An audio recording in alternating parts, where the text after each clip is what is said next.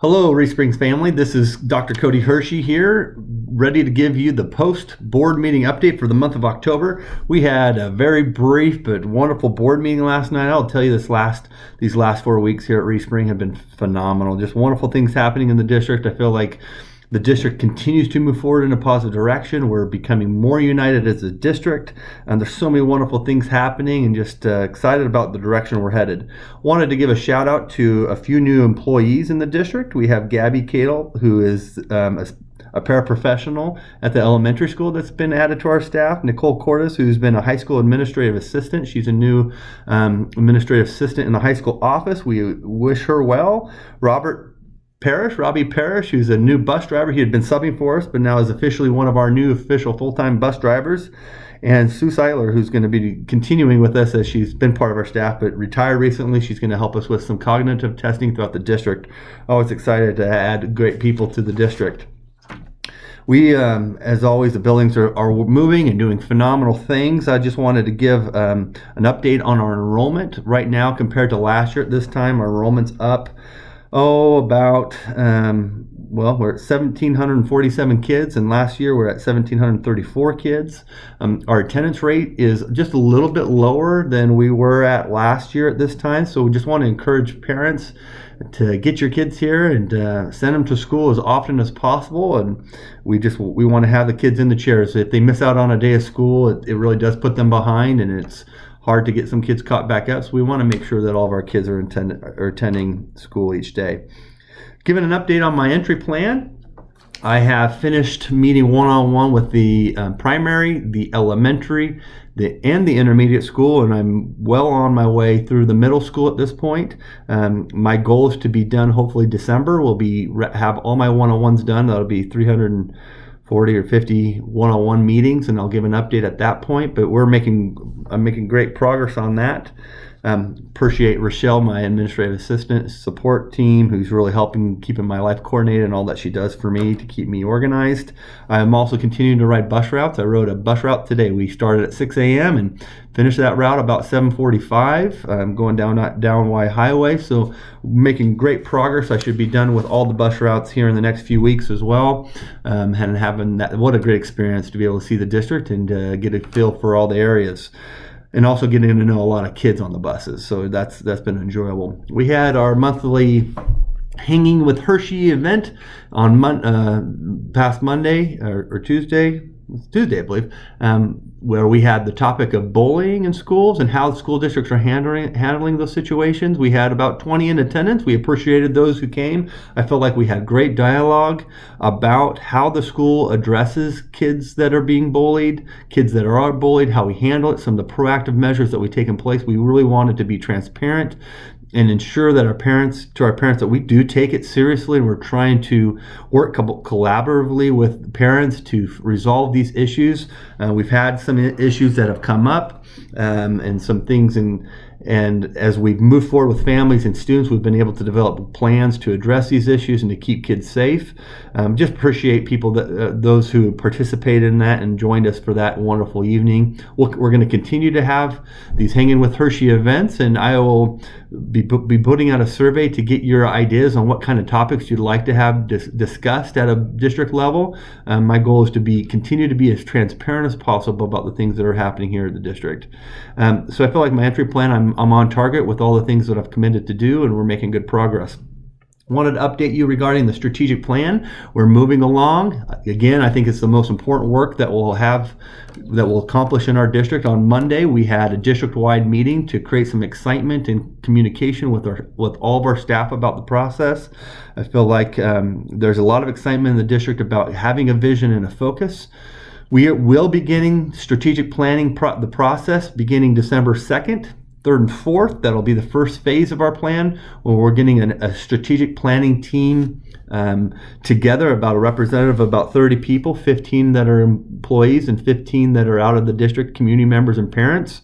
We will get those names out there and communicate to you so you can see who's part of the phase 1, which is that strategic planning team to work on our belief structures, our mission statement, identifying key goals and strategies that we need to hit as we move forward. The second phase of that is our action teamwork. That's when everyone in the school community, in the district, in the area can have engagement on how we're going to meet our goals. And so we'll have a lot of information coming out that will be communicated out to you every step of the way on how we're progressing. And hopefully, by May, kind of that target deadline is to, by May, have a solid structure and plan in place for the next 5 years on how we're going to continue to advance teaching and learning in the Reef Springs School District. To me, there's no greater work than this, and it's very, very excited about the direction we're headed in the future for our kids, for all of our children. The board will be adopting some new policies next month. They've had 2 different readings of those policies. One of the policies that I think is really important that parents need to understand is that there's a new policy in regards to visitors at school. If you're a volunteer in the school district, you are now by law considered to be a mandated reporter. So if you have any suspicion of abuse or neglect, you're a volunteer, you're required to hotline and be that person who reports that. And so that's an important piece. The second thing is that legislation was passed that requires all school districts to ensure that volunteers in schools have the appropriate background check clearance done. We were initially told that the background process that we had in place at Reef Springs School District was going to suffice that legislation, but we have recently learned that that's not the case. We are going to actually have to do a full fingerprint background check on any volunteer who's going to be working in isolation with a kid in the school district. If you're in supervision, if you're being supervised by someone that's an employee, then you don't necessarily need the full criminal fingerprint background check. But if you're tutoring kids or working coaching or youth coaching programs, those types of things, you're going to need to have a full background check done. Our goal is to have that done by January 1st. We'll have more communication coming out. The good news is that those background checks last for 6 years, whereas the initial background checks that we had been using only are something that have to be done on a yearly basis. And so we'll have more information to come out, but please know that if you're a volunteer in the district, more information will be coming in, and we're going to need to have you take that more in-depth background check in order to continue that service. And again, it's not a district decision, it's a state law that we're just having to put in place. Other than that, I think the policies all look pretty good and we're moving forward. Mr. Steve Verheyen presented our transportation review. He does a phenomenal job as a transportation director. Really appreciate his hard work, as well as all the bus drivers. It's a tough job driving those buses. I've been on them now, and I see how challenging it is to not only drive some of these crazy roads here in Stone County, but also just to ensure that students are being safe and acting appropriately on the bus. Just appreciate what they do and value their service. The final thing that we discussed last night was we have been working on creating a revision to our drug testing policy, which also impacts any extracurricular events, making sure that our extracurricular and athletic handbook procedures and policies align directly and connect directly with our board regulations and policies. And so the board approved our recommendations last night. What we try to do is make sure those two policies were consistent, and that the consequences and the way we handle students who are positively tested for drugs or who admit to drug usage or who utilize, and we find that through witnesses or through photo evidence or video evidence, that we're handling those consistently across the district in each situation.